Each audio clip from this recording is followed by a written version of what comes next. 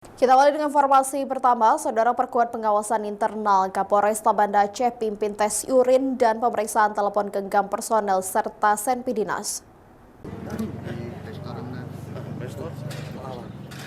Dalam mencegah terjadinya penyalahgunaan narkoba dan keterlibatan aktivitas judi online, Kapolresta Banda Aceh Kombes Pol Andi Kirana memimpin kegiatan pemeriksaan internal terhadap personil.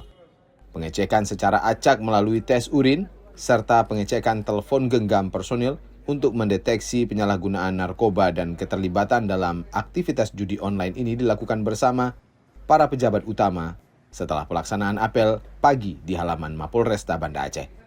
Kegiatan tersebut merupakan langkah pengawasan dan pengendalian internal untuk memastikan sejumlah personil tetap menjaga disiplin, integritas, dan profesionalisme dalam menjalankan tugas. Untuk Polresta Banda Aceh, kami selaku pimpinan pada hari ini, tanggal 21 Juli 2026, melaksanakan pengecekan antara lain yang pertama yaitu kelengkapan perorangan yang harus dimiliki oleh personil. Kemudian kita cek juga personil terkait urin.